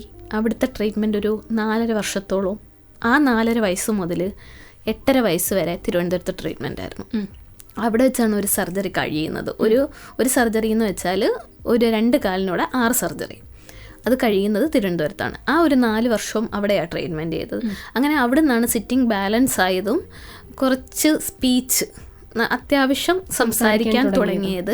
പിന്നെ തലയിലെ ആ ഒരു ചരിവ്, അതായത് ഒരു വശത്തോട്ടായിരുന്നു അവൻ തല ചരിച്ച് വെക്കുന്നത്. ഹെഡ് ഹോൾഡിങ് ആയെങ്കിലും ഒരു വശത്തോട്ട് അവനിക്ക് ഈസി ആയിട്ട്, ഇവർക്കൊരു പ്രശ്നമുണ്ട്, ഇവർക്കൊരു ഈസി വേ ഉണ്ട്, ഇവർക്ക് ഈസി ആയിട്ട് തോന്നുന്നിടത്തോട്ട് ഇവരുടെ അവയവങ്ങളെ തിരിക്കും. അങ്ങനെ തിരിച്ചപ്പോൾ ഇവൻ ഒരു സൈഡിലോട്ടായിപ്പോയി തല. അങ്ങനെ അവൻ അവിടോട്ടാണ് ബലം കൊടുക്കുന്നത്, അതുകൊണ്ട് ആ സൈഡിലോട്ട് അവനൊരു ചരിവ് വന്ന് അങ്ങനെ ആയിട്ട് ആ ഒരു സ്റ്റേജിൽ നമുക്ക് തിരുവനന്തപുരത്ത് നിന്ന് റെഡിയാക്കി അവർ തന്നു. അതായത് അത്യാവശ്യം കുഴപ്പമില്ലാത്ത രീതിയിൽ ഒന്ന് വീൽ ചെയറിലിരിക്കാൻ പാകത്തിന് അവനെ ആക്കി തന്നു. ആക്കി തന്നു കഴിഞ്ഞപ്പോൾ കിടക്കണം, അല്ലെങ്കിൽ സപ്പോർട്ടോട് കൂടി നമ്മൾ ചൂരലിൻ്റെ കസേര ഉണ്ടല്ലോ അതിനകത്ത് കുഷ്യൻ പോലെ വെച്ചിട്ട് ഇവനെ ചാരിയിരുത്തും, ഇല്ല സപ്പോർട്ടഡ് ചെയർ, അങ്ങനെയൊക്കെയായിരുന്നു അവൻ്റെ ആ ഒരു 4.5 വയസ്സ് വരെ അവൻ്റെ ഒരു അവസ്ഥ അതായിരുന്നു. ഓക്കെ, അപ്പോൾ ഫസ്റ്റ് ട്രീറ്റ്മെന്റ് കഴിഞ്ഞപ്പോഴേക്കും ആള് ഒന്ന് നിവർന്നിരിക്കാനുള്ളൊരു പാകത്തിനെത്തി. അതിന് ആ ഒരു 4.5 വർഷം വേണ്ടി വന്നു എന്നാണ് വേണ്ടുന്നത്. അതായത് അവൻ്റെ ഒരു 9 വയസ്സ്, അതായത് നോർമൽ ഒരു കിഡ് 4ാം ക്ലാസ്സിൽ പഠിക്കുന്ന പ്രായം ആലോചിച്ച് നോക്കുക. ആ സമയത്താണ് അവനൊന്ന് ഇരിക്കാൻ പോലും. ഇതിന് ഏറ്റവും വേണ്ടുന്നത് പേരൻസിന് ക്ഷമ. നമുക്ക് എല്ലാവരും അയ്യോ അവൻ പഠിക്കുന്നില്ല, അവൻ എന്നെ എഴുതുന്നില്ല. എൻ്റെ അനിയത്തിമാരൊക്കെ എന്തെങ്കിലും പറഞ്ഞു വരുമ്പോൾ ഞാൻ ഓടിക്കും അവരെ, എന്ന് വെച്ചാൽ പഠിക്കുന്നില്ല എഴുതുന്നില്ല. ഞാൻ പറയാം എടി ഒന്ന് പോ, നിങ്ങൾക്ക് ഇതിനെക്കുറിച്ച് അറിയാൻ, അവർ പഠിച്ചോളും, പഠിക്കട്ടെ, അവർ സമാധാനത്തെ പഠിക്കട്ടെ, അവരുടെ ഒരു ടെൻഷനാണ് പറയുന്നത്. പക്ഷെ നമ്മളെങ്ങനെയാണെന്നറിയാമോ, ഇവരുടെ ഒരു വിരൽ അനങ്ങുന്നുണ്ടോ, ഇവരുടെ വിരൽ എന്താ അനങ്ങാത്തത്, ഒരു കണ്ണിങ്ങനെ ചിമ്മുന്നുണ്ടോ, എന്താ കണ്ണ് ചിമ്മാത്തത്, ഉറക്കത്തിൽ കണ്ണിൽ പോയി നോക്കലുണ്ട്. അങ്ങനെ പല എന്ന് വെച്ചാൽ ഫിക്സ് ഒക്കെ ഉണ്ടാകുന്ന മക്കളുണ്ട്, പല സിറ്റുവേഷനുള്ള മക്കളുണ്ട് ഇങ്ങനെയുള്ളവർക്ക്. അപ്പോൾ അതൊക്കെ ഓരോ ഇമ വെട്ടുന്നതിനും ഓരോരോ അർത്ഥമാണ് ഞങ്ങൾക്ക്. അപ്പം അതിങ്ങനെ നോക്കി ഇരിക്കലായിരിക്കും നമ്മളുടെ ഒരു ജോലി. ഞാൻ പറയാം എടാ നിങ്ങൾക്ക് അറിയാൻ മേലാത്തത് കൊണ്ടാണ് ഞങ്ങൾ അതൊന്ന് അനങ്ങിക്കാണാൻ. അപ്പോൾ ഈ ചെറിയ മക്കൾ കളിക്കുമ്പം വഴക്ക് പറയല്ലോ, എൻ്റെ മുന്നിൽ ഞാൻ ആരെയും വഴക്ക് പറയിക്കില്ല. ഞാൻ പറയാം അങ്ങനെ ഒന്ന് കാണാൻ നമ്മൾ കൊതിക്കുക. നമ്മളെയൊക്കെ സംബന്ധിച്ചൊരു ആദ്യയുടെയൊക്കെ കാലം എന്ന് വെച്ചാൽ പ്ലാസ്റ്ററൊക്കെ ഇട്ട് കുറേ നാൾ നിവർത്തിയെടുക്കാൻ പെട്ട പാടെന്ന് വെച്ചാൽ അറിയാം, ഇങ്ങനെ ഇതിനെക്കുറിച്ച് അറിയാവുന്നവർക്ക് അറിയാൻ പറ്റും. കാരണം CP വരുമ്പം നല്ലതുപോലെ ബലം പിടിച്ചിട്ട് കാല് വിരലുകളൊക്കെ ഇങ്ങനെ വളയലുണ്ട്. അപ്പം അതൊക്കെ പ്ലാസ്റ്റർ ഇട്ട് നിവർത്തിയെടുത്തിട്ടുള്ള ഓരോ സ്റ്റേജുകളാണ്, പറയാൻ ഒരുപാടുണ്ട്, ഇന്നൊന്നും തീരുമില്ല. അപ്പം അങ്ങനെ സ്റ്റേജുകളിലായിട്ട് നമ്മൾ മാറ്റി എടുത്തിട്ടുള്ള കാര്യങ്ങളാണിത്. അങ്ങനെ ആ ഒരു 4.5 വർഷം വേണ്ടി വന്നു അവനൊന്ന് സിറ്റിങ്ങിലേക്ക് എത്താൻ. പിന്നെ അവിടെ നിന്ന് ആ ഡോക്ടർ നമുക്ക് മനസ്സിലാകുമല്ലോ അവരുടെ ഒരു ട്രീറ്റ്മെൻറ്റിൻ്റെ ഏകദേശം കഴിഞ്ഞു എന്നല്ല. അന്നേരം പിന്നീട് അവിടെ പറഞ്ഞത് നമ്മളോട്, നമുക്ക് അതൊരു കോവിഡ് കഴിഞ്ഞിട്ടുള്ള കാലമായിരുന്നു, നമ്മളോട് പറഞ്ഞു പിന്നെ നമുക്ക് വീൽ ചെയർ ട്രെയിനിങ് കൊടുത്താലോ അമ്മ എന്നുള്ള ഒരു സംസാരം അതിൻ്റെ ഈ ഡോക്ടേഴ്സ് നമ്മളോട് സംസാരിച്ചു. അപ്പോൾ അവിടെ അങ്ങനെ വീണ്ടും ഞങ്ങൾ സ്റ്റക്കായി. അതിനാണ് അതായത് എൻ്റെ ആദ്യൻ്റെ ഒരു വളർച്ചയും എൻ്റെ ഒരു ജീവിതവും ഇവൻ്റെ ആയിട്ട് താരതമ്യപ്പെടുത്തുകയാണെങ്കിൽ വീട്ടിൽ കിടന്നുറങ്ങിയിട്ടുള്ള ദിവസങ്ങൾ വളരെ കുറവാണ്. ഇവനുമായിട്ട് ഒരു 3 മാസം ഹോസ്പിറ്റലിലാണെങ്കിൽ 1 മാസം വീട്ടിൽ, അങ്ങനെയാകും ഞങ്ങളുടെ ഒരു ജീവിതം. അതിന് ഈ പറഞ്ഞ പോലെ ക്യാഷ് വേണം. ആ ഒരു സിറ്റുവേഷൻ വരുമ്പം ഹസ്ബൻഡും നാട്ടിൽ ജോലി ചെയ്താലല്ലേ നമുക്ക് ക്യാഷ് കിട്ടത്തുള്ളൂ. ഞാനും കുഞ്ഞും എൻ്റെ ഉമ്മ അല്ലെങ്കിൽ ഇക്കെൻ്റെ സഹോദരങ്ങൾ ആരെങ്കിലും ആയിരിക്കും ഹോസ്പിറ്റലിൽ. ജ്യേഷ്ഠത്തിയുണ്ട്, അത് ഞങ്ങൾ ആരെങ്കിലും ഒക്കെ ആയിരിക്കും ഹോസ്പിറ്റലിൽ. അങ്ങനെ നോക്കുമ്പോൾ ഒരു വർഷത്തിൽ വീട്ടിൽ നിന്നിട്ടുള്ള ദിവസങ്ങൾ വളരെ കുറവാണ്, ഹോസ്പിറ്റലുകളാണ്. അതുകൊണ്ട് ആർക്കിപ്പോൾ ഒരു ഹോസ്പിറ്റൽ കേസ് വന്നാൽ ഫസ്റ്റ് തന്നെയാണ് എൻ്റെ ഫാമിലി വിളിക്കുന്നത്, അവിടുത്തെ കോണ്ടാക്ട് നമ്പർ ഉണ്ടോ ചോദിച്ച്. ഫോൺ നോക്കിയാലും അതെ, ഡോക്ടേഴ്സിൻ്റെ നമ്പറാണ് കൂടുതലും. നമുക്കതാണ് ആവശ്യം, നമ്മുടെ ആവശ്യം അതായിരുന്നു. പക്ഷെ അങ്ങനെ അവിടെ നിന്ന് ഞാൻ വീട്ടിൽ വന്നു. 45 ദിവസം ഹോസ്പിറ്റലിൽ കിടന്നിട്ടാണ് വീട്ടിൽ വരുന്നത്. അപ്പോൾ അന്നേരം ഡോക്ടർ പറഞ്ഞു, ഒരു കാര്യം ചെയ്ത് നിങ്ങൾ ആലോചിച്ചിട്ട് പറ, അങ്ങനെയാണെങ്കിൽ അടുത്ത മാസം വന്ന് അഡ്മിറ്റ് ആയിക്കോ, നമുക്ക് വീൽ ചെയർ ട്രെയിനിങ് കൊടുക്കാമെന്ന് പറഞ്ഞു. അപ്പം ഞാൻ ഡോക്ടറോട് ചോദിച്ചു, ഡോക്ടറെ ഇതിൻ്റെ ബെറ്റർ ഓപ്ഷൻ എന്തെങ്കിലും ഉണ്ടോ എന്ന് ചോദിച്ചു. അത് കുറച്ച് ക്യാഷിൻ്റെ ചിലവുണ്ട്, ഇതുപോലൊരു സ്ഥാപനം കോഴിക്കോടുണ്ടെന്ന് പറഞ്ഞു. അന്നേരം ഞാൻ പറഞ്ഞു ശരിയെന്ന് പറഞ്ഞു വന്നു. അത് അവിടെ കളഞ്ഞു, ഞാൻ ആ ഒരു സംസാരം അത് അവിടെ കളഞ്ഞിട്ട് വന്നിട്ട് പിന്നെ വീണ്ടും BRC വന്ന് ഇവിടെ എന്നൊരു ക്യാമ്പ് നടക്കുന്നുണ്ടായിരുന്നു. അപ്പോൾ ക്യാമ്പിലിങ്ങനെ യാദൃശ്ചികമായിട്ട് ഇങ്ങനെ സംസാരിച്ച കൂട്ടത്തിൽ ഒരു ചേച്ചിയുടെ വായിൽ നിന്ന് കിട്ടിയതാണ്, ഇതുപോലെ കോഴിക്കോടൊരു സ്ഥാപനമുണ്ട്, അത് DMI എന്ന് പറയും, അതായത് അഡ്വാൻസ്ഡ് ഫിസിയോതെറാപ്പി. അപ്പോൾ അങ്ങനൊരു സ്ഥാപനമാണെന്ന് പറഞ്ഞു. അങ്ങനെ പിന്നെ ഞാൻ അത് സെർച്ച് ചെയ്യാൻ പോയി, വീണ്ടും എൻ്റെ പണ്ടത്തെ പണി അത് സെർച്ച് ചെയ്യാൻ പോയി, വീണ്ടും അത് ഗൂഗിൾ ചെയ്ത് അങ്ങോട്ട് പോയി കണ്ടുപിടിച്ചിട്ട് എറണാകുളത്തുള്ളയാണ് ശാന്തി എന്ന് പറയും. അത് അവളുടെ മോനും ആദിന്ന് തന്നെ പേര്, ആദിദേവെന്ന്. അപ്പോൾ അവളെ കോണ്ടാക്ട് ചെയ്തു ഇൻസ്റ്റ വഴി. FB ഇൻസ്റ്റയോ വഴി ഓർമ്മയില്ല, FB ആണോ ഇൻസ്റ്റയാണോന്ന് അറിയത്തില്ല. FB ആയിരിക്കാം. ഇൻസ്റ്റ എനിക്ക് തോന്നുന്നു ഈ വളരെ അടുത്ത കാലത്തല്ലേ അത്രയും വൈറ്റ് അക്സെപ്റ്റൻസ് കിട്ടി വന്നിട്ടുള്ള. അത് വഴി കോണ്ടാക്ട് ചെയ്തു. അപ്പം മൂവീസ് എന്ന തെറാപ്പിസ്റ്റിന്റെ പേര്. അപ്പം അവിടെ ചെന്നു, ഞങ്ങൾ അവിടെ നിന്ന് ഇത് കോണ്ടാക്ട് നമ്പർ മേടിച്ചു. ഇവള് പറഞ്ഞു, അന്നേരം പറഞ്ഞു കുഴപ്പമില്ലടാ നീ ഒന്ന് കൊണ്ടുവന്ന് നോക്ക് എന്ന് പറഞ്ഞു. സിറ്റുവേഷൻ എല്ലാം പറഞ്ഞു കുഴപ്പമില്ല, ബെറ്റർ ആകും, എൻ്റെ മോൻ അങ്ങനെ ആയിരുന്നു എന്ന് പറഞ്ഞു. അങ്ങനെ പിന്നെ നമ്മുടെ ഫാമിലിയെ ഇത് കൺവിൻസ് ചെയ്യിക്കുക എന്ന് പറയുന്നത് വലിയൊരു പ്രശ്നമാണ്. ഞാനത് ഇങ്ങനെ ചേച്ചിയോട് ചോദിക്കാൻ വരികയായിരുന്നു. കാരണം ട്രീറ്റ്മെൻറ്റ് എന്ന് പറഞ്ഞാൽ നമ്മളിങ്ങനെ മുന്നോട്ടേക്ക് പോകുമ്പോൾ സ്വാഭാവികമായിട്ടും ഈ പറയുന്ന പോലെ ഇപ്പോൾ ഹസ്ബൻഡ് സപ്പോർട്ട് ഉണ്ടായിരിക്കും, ചേച്ചിയുടെ അമ്മ അല്ലെങ്കിൽ ഫാമിലി ഉണ്ടായിരിക്കാം. നമ്മുടെ ഹോൾ ഫാമിലീനെ നമ്മൾ പറഞ്ഞ് മനസ്സിലാക്കുക എന്ന് പറയുന്നത് ഏറ്റവും വലിയൊരു ടാസ്ക്കാണ്. അതൊക്കെ എങ്ങനെ തരണം ചെയ്തു എന്നുകൂടി എനിക്ക് അറിയേണ്ടതുണ്ട്. ശശി, നമ്മൾ പറഞ്ഞിട്ടുണ്ടായിരുന്നത് കോഴിക്കോട്ടേക്ക് നമ്മൾ ട്രീറ്റ്മെന്റിനായിട്ട് ആദ്യം കൊണ്ടുപോകുന്നു. ആ ഒരു സമയത്ത്, അല്ലാന്നുണ്ടെങ്കിൽ ഈ ഒരു ട്രീറ്റ്മെന്റ് തുടങ്ങുന്ന സമയത്താണെന്നുണ്ടെങ്കിലും സ്വാഭാവികമായിട്ടും നമ്മൾ ആദ്യം ഇപ്പോൾ ഒരു സ്പെഷ്യൽ കിറ്റാണെന്ന് അറിയുമ്പോൾ ഫാമിലിയിലും അത് അക്സെപ്റ്റ് ചെയ്യാൻ കുറച്ച് മടിയുള്ള ആൾക്കാർ നമ്മളുടെ ചുറ്റുമുണ്ടായിരിക്കും. പിന്നെ അത് ട്രീറ്റ്മെന്റിലേക്ക് പോകുന്നു, അല്ലെങ്കിൽ അത്രയും വലിയൊരു ഹ്യൂജ് എമൗണ്ട് വേണ്ട ഒരു ട്രീറ്റ്മെന്റ് ആണെന്ന് അറിയുമ്പോഴും ഈ പറയുന്ന പോലെ അതിന്റെ ആവശ്യമുണ്ടോ എന്ന് ചോദിക്കുന്ന ചിലപ്പോൾ ഫാമിലി മെമ്പേഴ്സ് നമ്മുടെ ചുറ്റും ഉണ്ടായിരുന്നായിരിക്കും. ഇന്നുണ്ട്. അടിപൊളി. അപ്പോൾ നമ്മൾ ആദ്യം ട്രിവാൻഡ്രം പോയി അവിടുന്ന് നേരത്തെ കോഴിക്കോട്ടേക്ക് പോകുന്നു. ഈ ഒരു സമയത്താണെന്നുണ്ടെങ്കിലും ഇപ്പോഴും ചോദിച്ചുകൊണ്ടിരിക്കുന്നു എന്ന് പറഞ്ഞു. അതിനൊക്കെ എങ്ങനെയാണ് ചേച്ചി നേരിടുന്നത്, അല്ലെങ്കിൽ നേരിട്ടത്? ഫസ്റ്റ് ഞങ്ങൾക്ക് ഒരു ഷെൽട്ടർ വേണമായിരുന്നു, വീട് സ്വന്തമായിട്ട്. അത് ഞങ്ങൾ എങ്ങനെയൊക്കെയോ ഞാനും എൻ്റെ ഹസ്ബൻഡും കൂടെ കോൾഡും കാര്യങ്ങളും എല്ലാം കൂടെ ഒക്കെ സെറ്റ് ചെയ്തു ഒരു വീടാക്കി കഴിഞ്ഞപ്പോൾ അതിനകത്തൊരു ചെറിയ ബാധ്യത ഉണ്ടായിരുന്നു. അത് അവിടെ മാറ്റി വെച്ചിട്ട്, അതായത് നമ്മളുടെ ഡോക്യുമെൻ്റ് കൊണ്ട് വെച്ച് ലോൺ എടുത്തിട്ട് ആ ഒരു ബാധ്യത നിലനിർത്തിയിട്ടാണ് ഞാൻ ഈ കോഴിക്കോടോട്ട് പോകാനായിട്ട് ഒരുങ്ങുന്നത്. അതായത് നമ്മൾ ഒരുപാട് ആഗ്രഹിച്ചെടുത്തൊരു വീടാണത്. അറിയാലോ, ഒരു വീടെന്നൊക്കെ പറയുന്ന ഒരു സ്വപ്നമാണ്, നമ്മുടെ ഒരു ആയുഷ്കാലത്തെ സ്വപ്നമാണ്. അപ്പോൾ ആ ഇത്രയും ലൈഫിനിടയിൽ നമുക്കൊന്നും നല്ലതുപോലെ നിൽക്കാൻ പോലും പറ്റിയിട്ടില്ല. അപ്പോൾ ആ ഒരു വീട് എടുക്കുന്ന ആ ഒരു സമയത്ത് ഒരുപാട് സ്ട്രഗിൾ ചെയ്യേണ്ടി വന്നിട്ടുണ്ട്. പലരും ചോദിച്ചിട്ടുണ്ട്, നിങ്ങൾ ഇത്രയും നാളായിട്ട് ഇങ്ങനെ ട്രീറ്റ്മെൻറ്റ് ചെയ്ത് കുട്ടി അങ്ങനെ ആയില്ല, നിങ്ങൾ എന്താണ് ഉദ്ദേശിച്ചേക്കുന്നത്? അവരോടൊന്നും നമ്മൾ മറുപടി പറയാൻ നിന്നില്ല. ആദ്യമൊക്കെ പറയായിരുന്നു മറുപടി, ഞങ്ങൾക്ക് ഞങ്ങളുടെ കുട്ടിയാണ് വലുത്, കുട്ടി റെഡിയാവട്ടെ എന്നൊക്കെയുള്ള രീതിയിൽ സാമട്ടത്തിൽ നമ്മൾ പറയുന്നുണ്ടെങ്കിൽ അവർക്കത് അത്രയ്ക്കുള്ള ഇതേ ഉള്ളായിരുന്നു. ഇനിയില്ല മറുപടി അർഹിക്കുന്നില്ല, ചോദിക്കണ്ട എന്നുള്ള രീതിയിൽ മിണ്ടാതെ നിന്ന് ചിരിച്ചുകൊണ്ട് നിന്ന് കേട്ടിട്ട് വരുമായിരുന്നു. അപ്പോൾ നമുക്ക് ആ ഒരു വീട്ടിലേക്ക് വന്നു, വീടെടുത്തു, ആ ഒരു ബാധ്യത വന്ന് ഡോക്യുമെൻ്റ് വെച്ചു. നമ്മളത് ആ ഒരു ബാധ്യതയോടുകൂടി തന്നെ അടുത്ത ട്രീറ്റ്മെൻറ്റിന് പോകാൻ ഒരുങ്ങുകയാണ്. ആ ഒരു സിറ്റുവേഷൻ ഭയങ്കര ബുദ്ധിമുട്ടുള്ളൊരു കാര്യമായിരുന്നു. അപ്പോൾ ഞാൻ ആദ്യം ഞങ്ങൾ ആ ട്രീറ്റ്മെൻറ്റിന് പോകുന്നത് ഒരു ലോൺ എടുത്തിട്ട് തന്നെ. സത്യം പറഞ്ഞാൽ ആ സമയം എന്ന് പറഞ്ഞാൽ വീടെടുക്കുന്ന സമയമല്ലേടാ, നമ്മുടെ കയ്യിലൊന്നും ഇല്ല.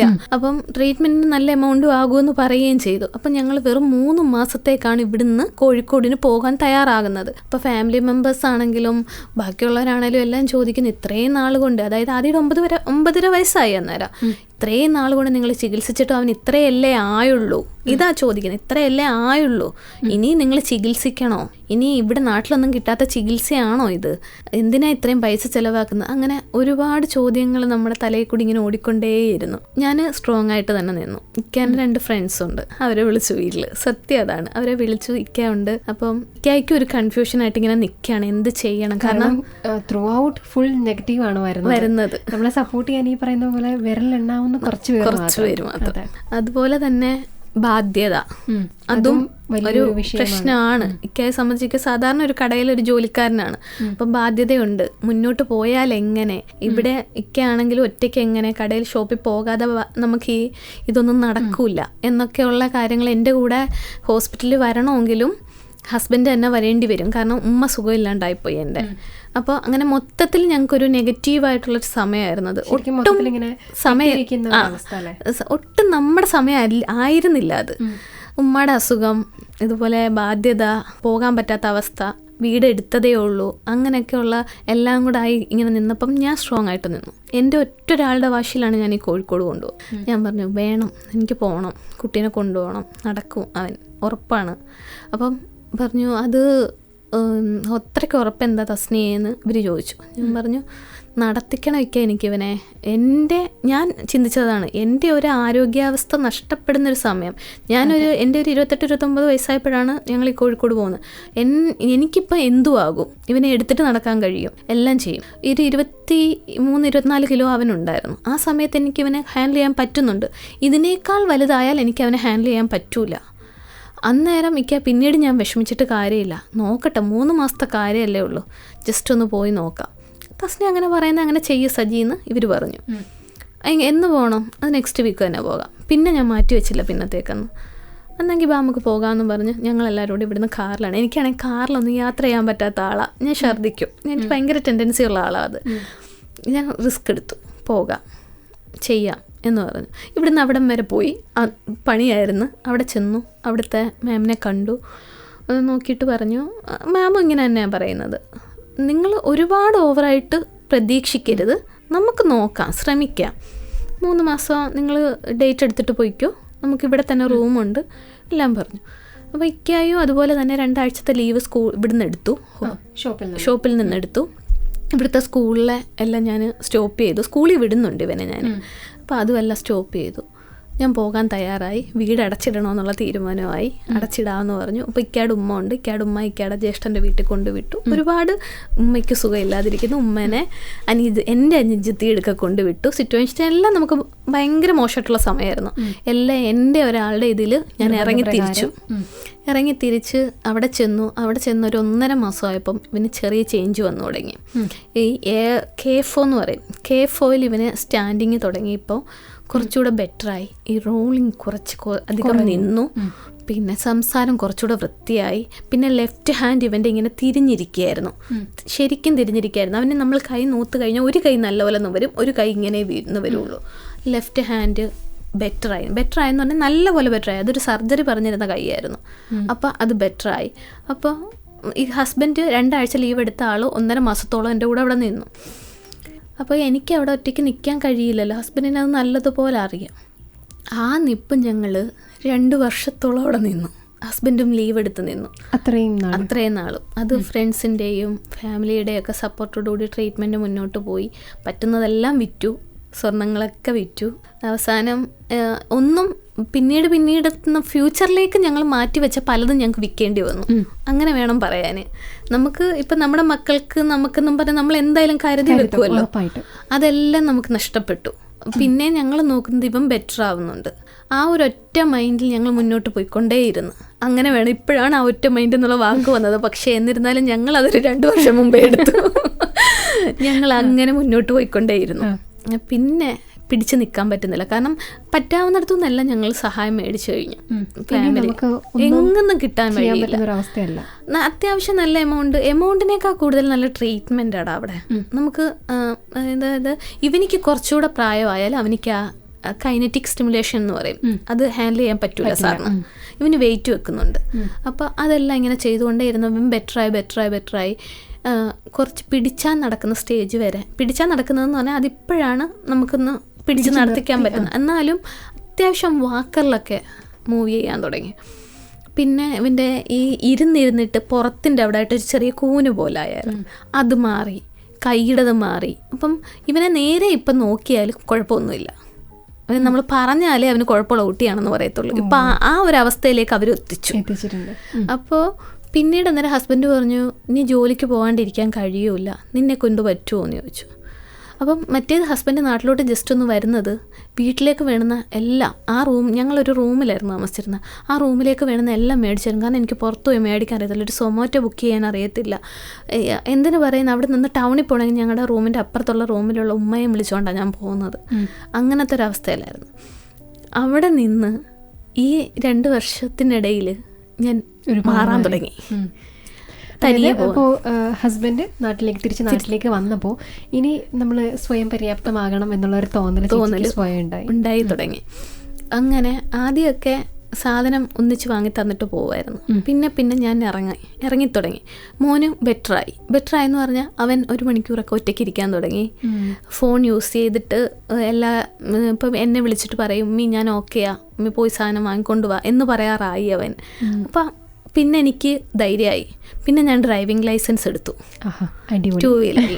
അതെടുത്തിട്ട് പിന്നെ അവന് ഞാൻ തനിയെ 2 വീലറിൽ കൊണ്ടുപോകാൻ തുടങ്ങി.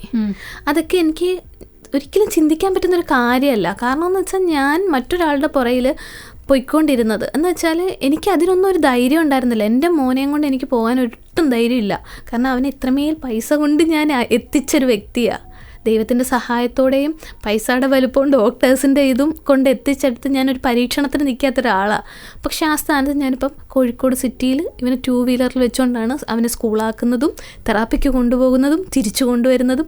രാവിലെ മോർണിംഗ് ഞങ്ങൾ ഒരു 9:30 പോകും സ്കൂളിൽ. അവിടെ മലബാർ ക്രിസ്ത്യൻ കോളേജിൻ്റെ സ്കൂളിലാണ് താൻ പഠിക്കുന്നത്. അവിടെ ചെന്ന് 9:40 ക്ലാസ്സിൽ കയറും. 1 o'clock ആകുമ്പോൾ ഞാൻ ചെല്ലുമ്പോഴത്തേക്ക് റെഡിയായിരിക്കും, പുസ്തകമൊക്കെ എടുത്ത് വെച്ചിട്ടിരിക്കും. പിന്നെ ആ മക്കളെല്ലാം നല്ല മക്കൾ. എന്നിട്ട് തിരിച്ച് അവനെ അവിടുന്ന് 1:40 ഹോസ്പിറ്റലിൽ കൊണ്ടുവരണം. അവിടുന്ന് ഞങ്ങൾ 5:40 പോകാൻ. ആ 5:40 ഒരു 6 o'clock ആകുമ്പോൾ ഞങ്ങൾ വീട്ടിലെത്തും. ഇപ്പോൾ വീട് സെപ്പറേറ്റ് ആയിട്ടൊരു വീടെടുത്തു. കോഴിക്കോട് വാടകയ്ക്കാണ്. അങ്ങനെ അവിടെ താമസിക്കുന്നു. ഇപ്പോൾ ഒറ്റയ്ക്കാണ് താമസിക്കുന്നത്, ഞാനും മോനും കൂടെ. പിന്നെ മാസത്തിൽ ഹസ്ബൻഡ് വരും. പറ്റുമ്പോഴൊക്കെ ഞാൻ ഇങ്ങോട്ട് അവനെയും കൊണ്ടുവരും. അത്രമേൽ എത്തിച്ചു എന്നെ അവനും ബെറ്ററായി, ഞാനും കുറേയൊക്കെ മാറി. ഇപ്പോൾ ഒത്തിരി, ഒരുപാടെന്ന് പറയാൻ ഇല്ല. ഞാൻ പണ്ടത്തെ ഞാനല്ല ഇപ്പോ. മാറ്റം എന്ന് പറഞ്ഞാൽ അതിനൊക്കെ അപ്പുറമായി. ഉറപ്പായിട്ടും.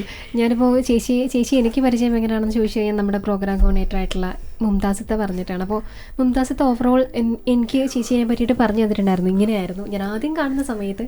തസ്നിയ എന്ന് പറയുന്നൊരു വ്യക്തി ഇപ്പം കാണുന്നത് പോലെ അല്ല, ഭയങ്കര ഡിഫറെൻ്റ് ആയിരുന്നു. ശരിക്കും ആ ഒരു ഡിഫറൻസ് ഞാനിപ്പോൾ ചേച്ചിയുടെ ഇൻസ്റ്റാഗ്രാം ID അല്ലെങ്കിൽ അക്കൗണ്ട് നോക്കിയപ്പോഴാണെന്നുണ്ടെങ്കിലും എനിക്ക് തോന്നി ശരിയാണല്ലോ. മുമ്പുള്ള തസ്നിയ എങ്ങനെയായിരുന്നു എന്ന് എനിക്കറിയില്ല, പക്ഷെ ഇപ്പോഴുള്ള തസ്നിയ എങ്ങനെയാണെന്ന് എനിക്കറിയാം. ട്രാവൽ ചെയ്യാൻ തുടങ്ങി, ഈ പറയുന്ന പോലെ ഇപ്പോൾ നമുക്കും കൂടെ വേണ്ടിയിട്ട് ജീവിക്കാൻ തുടങ്ങി ശരിക്കും അല്ലേ. അപ്പോൾ എന്താണ് ചേച്ചിക്ക് തോന്നുന്നത്? കാരണം ഒരു 10 എന്താ പറയുക, ഒരു കുറച്ച് വർഷങ്ങൾക്ക് മുൻപ് വരെ, അല്ലെങ്കിൽ ഒരു 10-13 വർഷങ്ങൾക്ക് മുൻപ് വരെ ശരിക്കും ആദ്യം എന്നൊരു വ്യക്തി ചേച്ചിയുടെ ലൈഫിലേക്ക് വരുന്നതിന് തൊട്ട് മുൻപ് വരെ ഈ പറഞ്ഞതുപോലെ ഇൻട്രോവേർട്ട് എന്ന് വേണമെന്നുണ്ടെങ്കിൽ കാരണം ഒറ്റയ്ക്ക് പല കാര്യങ്ങളും ചെയ്യാൻ മടിയുള്ള ഒരു വ്യക്തി അല്ലെങ്കിൽ ബുദ്ധിമുട്ടുള്ള ഒരാൾ.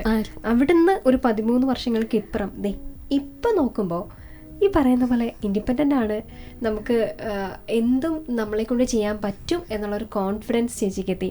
ആ ഒരു ജേണി എങ്ങനെയായിരുന്നു? എനിക്കിപ്പം എന്നെക്കുറിച്ച് ഓർക്കുന്നതിനേക്കാൾ കൂടുതൽ ഇങ്ങനെയുള്ള അമ്മമാരോട് പറയാനാണ്, ഒരിക്കലും നമ്മൾ ഒതുങ്ങിക്കൂടരുത്. നമ്മുടെ മക്കൾ ഇങ്ങനെ ആയിപ്പോയി എന്ന് കരുതി നമ്മൾ ഒതുങ്ങുന്ന ഉടനെ നമ്മുടെ മക്കളും അതുപോലെ സൈഡാവുകയാണ്.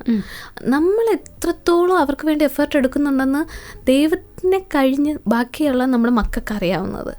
നമ്മൾ അവർക്ക് വേണ്ടി ജീവിക്കുന്നുണ്ട്, ഉറപ്പാണ്. നമ്മൾ ജീവിക്കുന്നത് ഇപ്പം നമ്മുടെ അമ്മമാരും അച്ഛന്മാരും നമുക്ക് വേണ്ടി ജീവിച്ചു, നമ്മൾ അവർക്ക് വേണ്ടി ജീവിക്കുന്നു, നമ്മുടെ മക്കൾക്ക് വേണ്ടി ജീവിക്കുന്നു, എല്ലാം ശരിയാണ്. പക്ഷേ എന്നിരുന്നാലും ആ ജീവിക്കുന്നതിനിടയിൽ നമുക്ക് വേണ്ടി എന്ന് പറയുന്നൊരു സമയമുണ്ട്.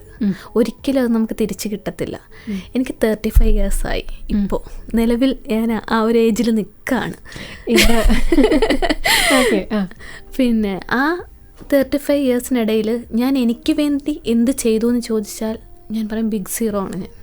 എനിക്ക് വേണ്ടി ഞാൻ ഒന്നും ചെയ്തിട്ടില്ല. തിരിഞ്ഞ് നോക്ക് എൻ്റെ എഡ്യൂക്കേഷൻ പകുതി വെച്ച് നിർത്തി, ലൈഫ് സ്റ്റാർട്ട് ചെയ്തു. അവിടെ എനിക്ക് ദൈവം അങ്ങനെ ഒരു പരീക്ഷണം തന്നു. പിന്നീട് ഞാൻ എൻ്റെ മകന് വേണ്ടി ജീവിച്ചു. നാളെ ഒരു പക്ഷേ എൻ്റെ മകനൊരു നല്ലൊരു നിലയിൽ എത്തിയേക്കാം, ദൈവത്തിൻ്റെ സഹായം ഉണ്ടെങ്കിൽ. ആ ഒരു നിലയിൽ എത്തുമ്പോൾ അവൻ നേരെ നിൽക്കുമ്പോൾ തിരിഞ്ഞ് അവൻ്റെ ഫ്യൂച്ചർ അവൻ നോക്കും, ഉറപ്പായിട്ടും നോക്കും. ഇപ്പോഴത്തെ കണ്ടുവരുന്നതെന്ന് പറഞ്ഞാൽ എല്ലാവരും സെൽഫിഷാണടാ. അപ്പം അവൻ്റെ ഫ്യൂച്ചർ അവൻ നോക്കും. പക്ഷേ എൻ്റെ നഷ്ടപ്പെട്ടു പോയ സമയം ആര് തരും നമുക്ക് തിരിച്ച്? ഒരിക്കലും അത് നമുക്ക് തിരിച്ചു കിട്ടൂല. ഞാനിപ്പോൾ കഴിഞ്ഞ കുറച്ച് നാളുകളായിട്ട് എനിക്ക് വേണ്ടി ജീവിക്കാൻ തുടങ്ങി. എനിക്കിഷ്ടപ്പെട്ട ഫുഡ്, എനിക്കിഷ്ടപ്പെട്ട ഡ്രസ്സ്, ഞാൻ ഇഷ്ടങ്ങളെ തേടിപ്പോയി തുടങ്ങിയിട്ടുണ്ട്. അതിൻ്റെ ഇടയിൽ കൂടെ എൻ്റെ മകൻ്റെ ഇഷ്ടങ്ങളും. അവനിക്ക് വേണ്ടിയും ജീവിക്കുന്നുണ്ട്, അവനിക്ക് വേണ്ടിയും ട്രീറ്റ്മെൻറ്റുകൾ ചെയ്യുന്നുണ്ട്, അവനിക്ക് വേണ്ടി ഫുഡ് ഉണ്ടാക്കുന്നുണ്ട്. ആ കൂട്ടത്തിൽ എനിക്ക് മാഗിക്ക് അത് സോസ് ഇടണം. മോനെ ഉമ്മി ഇന്ന് സോസ് ഇട്ട് കഴിച്ചോട്ടെ, കഴിച്ചോ ഉമ്മി. അവന് മനസ്സിലാക്കി തുടങ്ങിയിട്ടുണ്ട്. എന്ന് വെച്ചാൽ ഉമ്മയ്ക്ക് ഇഷ്ടങ്ങളുണ്ട്. മറ്റേതങ്ങനെയല്ലായിരുന്നു. ഹസ്ബൻഡിനോ കുട്ടിക്ക് വീട്ടിലുള്ളവർക്ക് അവരുടെയൊക്കെ ഇഷ്ടങ്ങൾ നോക്കി നമ്മൾ ഫുഡ് ഉണ്ടാക്കുമായിരുന്നു. നമ്മുടെ ഇഷ്ടങ്ങൾ മാറ്റി വെക്കും. പക്ഷെ ഞാൻ ഇന്ന് ചിന്തിക്കുന്നത് എന്താണെന്നറിയാമോ? ആ കറി വെച്ചാൽ എനിക്ക് ആ കറി ഇഷ്ടപ്പെടത്തില്ല, എനിക്കിഷ്ടമുള്ള എന്തെങ്കിലും ഒന്ന് ചെയ്യാം, അപ്പം എനിക്ക് ഫുഡ് കഴിക്കാമല്ലോ. പക്ഷെ നമുക്കത് ഇരട്ടി ജോലിയാണ്. എന്നിരുന്നാലും നമ്മുടെ മനസ്സിൻ്റെ ഒരു തൃപ്തി ഉണ്ടല്ലോ, ആ ഒരു ഹാപ്പിനെസ്.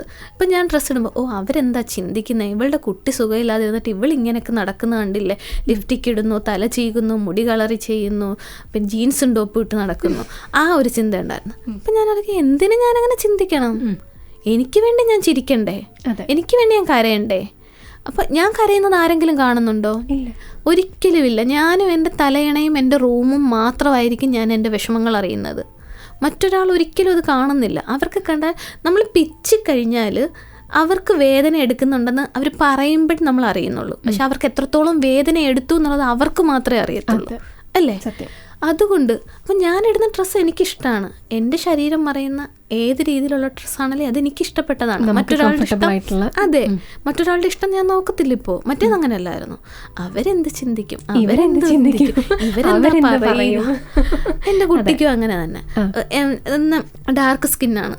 അപ്പോൾ ഈ കളർ ചേരൂല, ആ കളർ ചേരൂല. അപ്പം ചെറുപ്പത്തിലെ ഞാനും കേട്ട് വളർന്ന ഒരു കാര്യമാണത്. ബ്ലാക്ക് എനിക്ക് ചേരൂല, ലൈറ്റ് ഷെയ്ഡ് മാത്രമേ ഇടാവുള്ളൂ.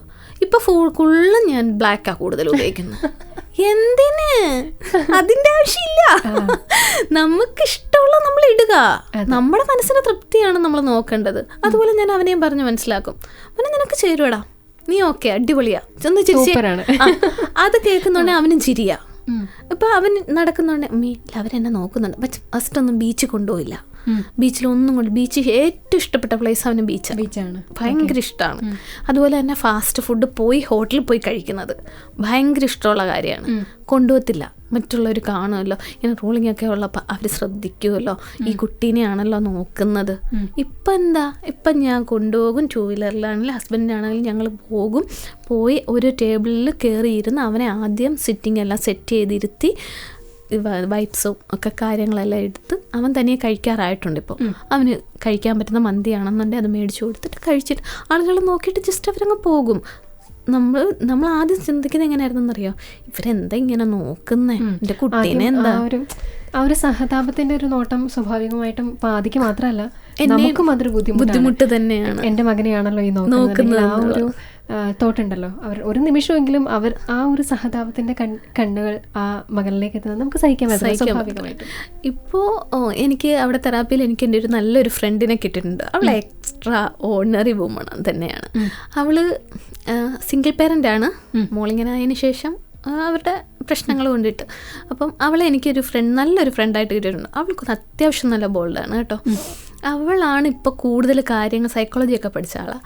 അപ്പോൾ കൂടുതൽ കാര്യങ്ങൾ എന്നെ ഇങ്ങനെ പറഞ്ഞ്, എടി അത് അങ്ങനെയല്ല ഇങ്ങനെയാണ് എന്ന് വെച്ച് പറഞ്ഞു ഇപ്പോൾ ഏറെക്കുറെ മാറ്റങ്ങൾ ഇപ്പം അവൾ മുഖേന മാറിയിട്ടുണ്ട്. കാരണം ഇപ്പം ഞങ്ങൾ ഒന്നിച്ചാണ് ട്രാവൽ ചെയ്യുന്നത്. പിന്നെ ഇപ്പം നാളെ കഴിഞ്ഞിട്ട് ഞങ്ങൾ വയനാട് പോകാനിരിക്കുകയാണ്. മോനും അവളും അവളുടെ മോളും ഞാനും മാത്രം. ഇങ്ങനെയൊന്നും ഞാൻ പോയിട്ടില്ല. ഇതൊക്കെ ഇതൊക്കെ ഭയങ്കര ഇഷ്ടമുള്ള കാര്യം. യാത്ര അവനിക്കിഷ്ടമുള്ള കാര്യമാണ്. ഫുഡ് പുറത്തുനിന്നുള്ള എന്നുവെച്ചാൽ അവൻ ഓർമ്മ വെച്ചിടം മുതൽ കണ്ടിട്ടുള്ള വീട് അതൊക്കെയാണ് അവനിക്ക്. ട്രിപ്പൊക്കെ ഭയങ്കര ഇഷ്ടമുള്ള കാര്യമാണ്. എൻ്റെ അനിയത്തിമാരൊക്കെ ഞാനിവിടെ ഹോസ്പിറ്റലിൽ നിന്ന് വരുന്ന സമയത്ത് ഇവനെയും പുറത്ത് കൊണ്ടുപോയി രാത്രിയിൽ ജ്യൂസ് ഫുഡ് ഒക്കെ കഴിക്കാൻ കൊണ്ടുപോകലുണ്ട്. ആദ്യമൊക്കെ ഞാൻ അവനില്ലാതെ എങ്ങും ഇറങ്ങില്ലായിരുന്നു. അവൻ ഇങ്ങനെ ആയിപ്പോയതിലുള്ളൊരു വിഷമവും അവനിക്കിതൊന്നും കഴിയുന്നില്ലല്ലോ എന്നുള്ള, ഒറ്റയ്ക്കായി പോകരുതെന്നുള്ളൊരു ചിന്തയും എല്ലാം കൂടെ ഞാൻ അവനെ ഒറ്റയ്ക്കാക്കി എങ്ങും പോകലില്ലായിരുന്നു. ഇപ്പോൾ അവൻ തന്നെ എന്നോട് പറയാൻ തുടങ്ങിയിരിക്കുന്നു, ഉമ്മി പോയിക്കോ, ഞാൻ ഇരുന്നോളാം, ഞാൻ ഓക്കെയാണ് എന്ന് പറയാൻ അവൻ ആയിട്ടുണ്ട്. അവൻ പറയുന്നത്, ഉമ്മി പോയി ഉമ്മയുടെ ഇഷ്ടത്തിന് എന്തുവാന്ന് വെച്ചാൽ ചെയ്തിട്ട് വാ, ഞാനിവിടെ ഇരുന്നോളാം. അപ്പം അവനിക്ക് എൻ്റെ അനിയത്തിയുടെ മക്കളുണ്ട്, അവരാണെങ്കിലും മതി ഇപ്പോൾ. ഇപ്പം ഇന്ന് ഞാൻ ഇങ്ങോട്ട് വരാൻ നേരം ഞാൻ അവനെ വിളിച്ചു, വാ മോനെ നമുക്ക് പോയി കണ്ടിട്ട് വരാം അവരെയൊക്കെ. ഉച്ച പോയിട്ട് വാ, എനിക്ക് കുഴപ്പമൊന്നുമില്ല, ഞാനിവിടെ ഇരുന്നോളും. അവൻ അത്രയ്ക്ക് കോൺഫിഡൻസാണ്. അവനെ ഫോൺ ചെയ്ത് കഴിഞ്ഞാൽ ഓക്കെ അല്ലേ, ആ അമ്മി ഞാൻ ഓക്കെയാ. ഫോണ് തനിയെ വിളിച്ച് നമ്മളോട് സംസാരിക്കുക എടുക്കുകയൊക്കെ ചെയ്യും. അപ്പം അത്രമേലൊക്കെ അവൻ എത്തിയിട്ടുണ്ട്, എന്നെയും ഇത്രമേൽ എത്തിച്ചു. എൻ്റെ മാറ്റങ്ങളിലും അവനൊരു വലിയ പങ്ക് തന്നെയുണ്ട് സത്യത്തിൽ. ഈ ട്രെയിൻ ടിക്കറ്റ് ബുക്ക് ചെയ്താൽ ആദ്യമൊക്കെ എന്നെ കൊണ്ടുവിടണമായിരുന്നു, ഇവിടുന്ന് ആൾ കൊണ്ടുവിടണം, തിരിച്ച് വിളിച്ചുകൊണ്ട് വരാനും ആൾ വേണം. ഇപ്പം വേണ്ട, ഞാനും മോനും അങ്ങ് പൊയ്ക്കോളും. അതുപോലെ ഞങ്ങളിങ്ങനെ തിരിച്ച് വന്നോളും. അവിടെ ചെന്ന്, കോഴിക്കോടാണല്ലോ, സിറ്റി ആണല്ലോ, അവിടെ ചെന്ന് രാത്രിയിൽ 11 മണിക്കൊക്കെ ഇറങ്ങുക. ആദ്യമൊക്കെ പേടിയായിരുന്നു, തിരിഞ്ഞും പിരിഞ്ഞും എല്ലാവരെയും നോക്കുമായിരുന്നു. ഇപ്പം നൈസായിട്ട് പോയി ഓട്ടോ വിളിക്കുക, തിരിച്ചു വരിക, കുട്ടീനെ എടുത്തോണ്ട് പോവുക, അതിനകത്തോട്ട് കയറുക. അത്രമേൽ എത്തിച്ചു. അത്രമേൽ നമുക്ക് എന്താ പറയുക, ചേച്ചിയുടെ വാക്കുകളിൽ തന്നെ അല്ലെങ്കിൽ ആ ഒരു സംസാരത്തിൽ തന്നെ നമുക്ക് മനസ്സിലാവുന്നുണ്ട്. ആദ്യമാണെന്നുണ്ടെങ്കിലും ചുറ്റുമുള്ള മനുഷ്യരാണെന്നുണ്ടെങ്കിലും എത്രമാത്രം നമ്മളെ ഇൻഫ്ലുവൻസ് ചെയ്തിട്ടുണ്ട്, എത്രമാത്രം ചേച്ചി കോൺഫിഡൻ്റ് ആയിട്ടുണ്ട് എന്നുള്ളതൊക്കെ നമുക്ക് മനസ്സിലാവുന്നുണ്ട്. അപ്പോൾ ശരിക്കും നമ്മളിപ്പോൾ ഒരുപാട് പേര് കേട്ടുകൊണ്ടിരിക്കുന്നുണ്ട്. സ്പെഷ്യൽ കിഡായിട്ടുള്ള ഫാമിലീസ് ചിലപ്പോൾ നമ്മൾ കേട്ടുകൊണ്ടിരിക്കുന്നുണ്ടായിരിക്കാം. ഒരുപാട് ചേച്ചിമാരും ഒക്കെ നമ്മളെ കേട്ടുകൊണ്ടിരിക്കുന്നുണ്ടായിരിക്കാം, അനിയത്തിമാരും ഒക്കെ കേട്ടുകൊണ്ടിരിക്കുന്നുണ്ടായിരിക്കാം. അവരോടൊക്കെ എന്താണ് ചേച്ചിക്ക് ഇത്രയും നാളത്തെ ചേച്ചിയുടെ ഒരു ലൈഫ് എക്സ്പീരിയൻസ് വെച്ചിട്ട് ഒരു കുഞ്ഞ് അഡ്വൈസ് കൊടുക്കാൻ പറഞ്ഞു കഴിഞ്ഞാൽ എന്തായിരിക്കും ചേച്ചി പറയുക? ഉറപ്പായിട്ടും ഞാൻ പറയുന്നത്, ഒരു ഡോക്ടറിൻ്റെ അഭിപ്രായം മാത്രം നോക്കി നിങ്ങൾ ട്രീറ്റ്മെൻറ്റ് മുന്നോട്ട് കൊണ്ടുവരുത്. സെക്കൻഡ് ഒപ്പീനിയൻ എന്നുള്ള നിലയിൽ മറ്റാരുടെയെങ്കിലും ഒരാളുടെയും കൂടെ നമ്മൾ എടുക്കണം, ആ ഒരു അഭിപ്രായം എടുക്കണം. ഇപ്പം നമുക്ക് ആദ്യൻ്റെ കേസ് തന്നെ ഞാൻ പറയാം. അവന് സെർബൽ പാൾസി ആയിരുന്നു, ആണ്. ഇപ്പോഴും ആ ഒരു സ്റ്റേജിൽ തന്നെയാണ്. പക്ഷേ എന്നിരുന്നാലും അവൻ പണ്ടത്തതിനേക്കാൾ ഒരുപാട് ബെറ്ററാണ്. എത്രത്തോളം എന്ന് ചോദിച്ചാൽ ഞാനിപ്പോൾ പറയും 90% അവൻ ഓക്കെയാണ്. Speech, head holding, sitting balance, സ്വന്തമായിട്ട് ആഹാരം എടുത്ത് കഴിക്കാനുള്ള ഒരു ബാത്റൂം ഫെസിലിറ്റി അവൻ അത് പറഞ്ഞിട്ട് അതായത് നമുക്ക് യൂറിൻ പോകണമെന്നുണ്ടെങ്കിൽ അവൻ പറഞ്ഞിട്ട് അവനെ ആ ഒരു പാത്രം അവിടെ എടുത്ത് വെച്ചു കൊടുത്താൽ അവൻ അത് ചെയ്ത് കൊണ്ടുവന്ന് ബാത്റൂമിൽ കളയാൻ, അതെങ്ങനെ മുട്ടിൽ അങ്ങനെ കൊണ്ട് കളയാൻ വരെ അവൻ ഏബിൾഡായി. അതൊരിക്കലും നമ്മൾ വീൽ ചെയറിൽ കാണും അല്ലെന്നുണ്ടെങ്കിൽ ഒരു കിടന്നു പോകും എന്നൊരവസ്ഥയിൽ നിന്നാണ് ഞങ്ങൾ ഇവനെ ഇത്രമേൽ എത്തിച്ചത്. എത്രത്തോളം നാൾ പെഡലിയിൽ ബെൽറ്റ് ഇട്ട് നടന്നിട്ടുണ്ടെന്നറിയാം ആദ്യൻ്റെ. ആ ഒരു സിറ്റുവേഷനിൽ നിന്ന് ഒരിക്കലും അവൻ റിക്കവർ ആകില്ല എന്ന് ഞങ്ങൾ മനസ്സുകൊണ്ട് വിചാരിച്ചിരുന്നെങ്കിൽ ഇന്ന് ഈ ഒരു അവസ്ഥയിൽ അവൻ എത്തുകയില്ല. ഉറപ്പായിട്ടും നമ്മൾ ട്രീറ്റ്മെൻറ്റ് വേണം. ട്രീറ്റ്മെൻറ്റിന് എല്ലാവർക്കും, ഒട്ടുമിക്ക എല്ലാവർക്കും ഉള്ള പ്രശ്നം ഫൈനാൻഷ്യൽ ബാക്ക്ഗ്രൗണ്ടാണ്. അതൊരു വലിയ സ്ട്രഗിൾ തന്നെയാണ്. അത് സത്യമാണ് സംഭവം. അതൊരു റിയൽ ഫാക്റ്റാണ് ലൈഫിൽ നമ്മളുടേത്. പക്ഷേ എന്നിരുന്നാലും ഞാൻ പറയുകയാണ്, അതിനെ മറികടന്ന് എന്തെങ്കിലും ഒരു സാഹചര്യം പോട്ടെ, നിങ്ങൾ 10 പേരെടുക്കെ പറഞ്ഞിട്ടെങ്കിലും നമുക്കതൊരു നാണക്കേടായിട്ട് തോന്നും. എന്നിരുന്നാലും ഞാൻ പറയുകയാണ്, ആ ഒരു സഹായം സ്വീകരിച്ച് നിങ്ങൾ ട്രീറ്റ്മെൻറ്റ് മുന്നോട്ട് കൊണ്ടുപോകും. ഉറപ്പായിട്ടും അതിന് ഒരു വിരൽ അനങ്ങാൻ പറ്റാത്തതാണെങ്കിൽ അതിൻ്റെ ഒരു ചെറുവിരൽ അനങ്ങുന്നതെങ്കിലും നിങ്ങൾക്ക് അതിൻ്റെ ഒരു മാറ്റം കാണാൻ കഴിയും. ഇത് മസിൽസ് സ്ട്രെങ്ത് കുറയുമ്പോഴാണ് ഇവർക്ക് ഒട്ടും ബലമില്ലാണ്ട് ഇവരിങ്ങനെ തളർന്നതുപോലെ കിടക്കുന്നത്. ഒരു പക്ഷേ ഇവർക്ക് സ്ഥിരമായിട്ട് ഫിസിയോ കൊടുത്ത് അവർക്ക് ഇപ്പം ആദ്യൻ്റെയൊക്കെ കേസെന്ന് പറഞ്ഞാൽ 365 ദിവസം അവന് ഫിസിയോ ആണ്. എല്ലാവരും പ്രായമുള്ളവർ പറയും അവന് ശരീരം വേദനിക്കുന്നുണ്ടാവും. എൻ്റെ ഫാമിലിയിൽ പലരും പറയും അവനെ എത്രത്തോളം നിങ്ങൾ വേദനിപ്പിക്കുന്നു എന്ന്.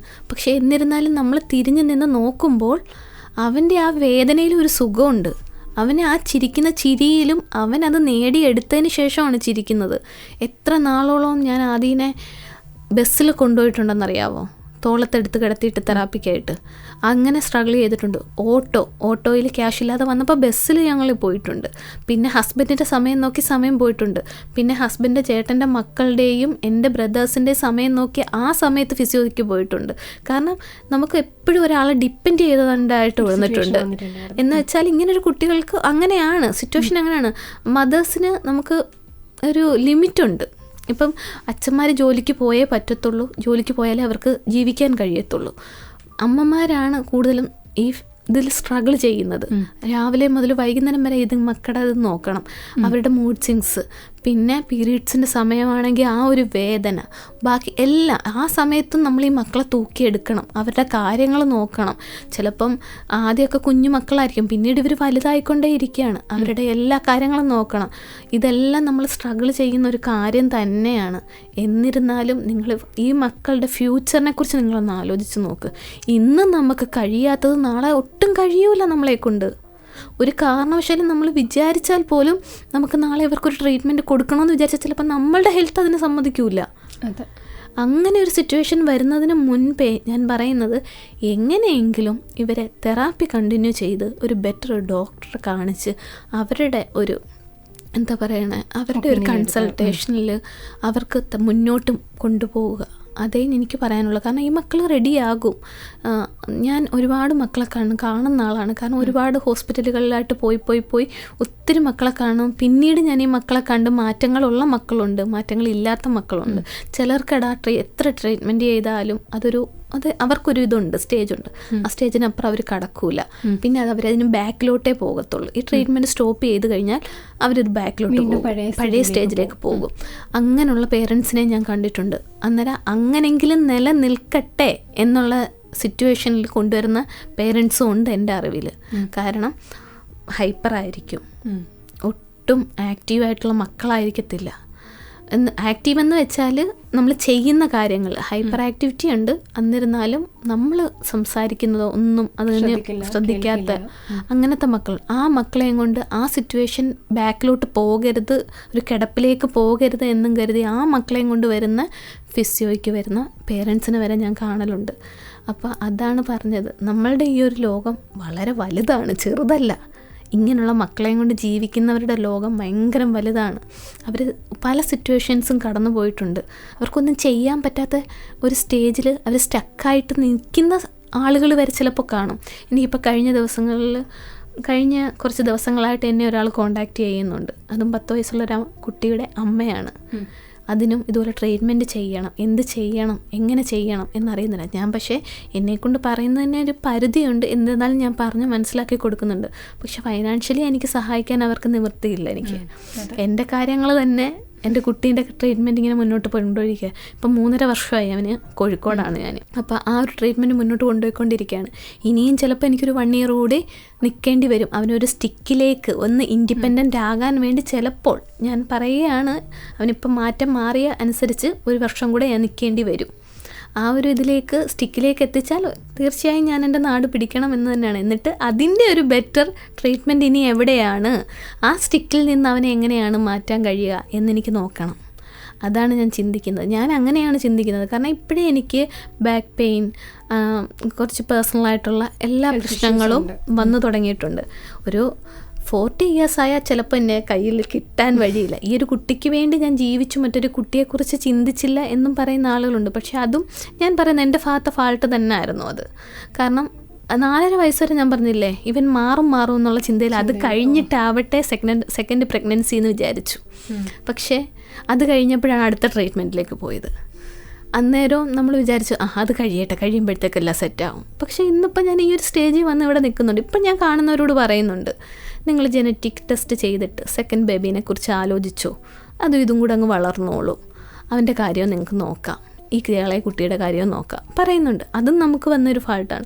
നമ്മൾ എൻ്റെ അടുക്ക വരുന്ന ആളുകളോട് ഞാനിപ്പോൾ പറയാം, എൻ്റെ അനുഭവം വെച്ചിട്ട്, ഞാനൊന്ന് കൂടുതലൊന്നും ഞാൻ പഠിച്ചിട്ടും കാര്യങ്ങളോ ഒന്നുമില്ല, എന്നിരുന്നാലും ഞാൻ പറയാം, എൻ്റെ ഒരു അനുഭവം വെച്ചിട്ട് ഞാൻ പറയുകയാണ്, ഇന്നത് ചെയ്തു.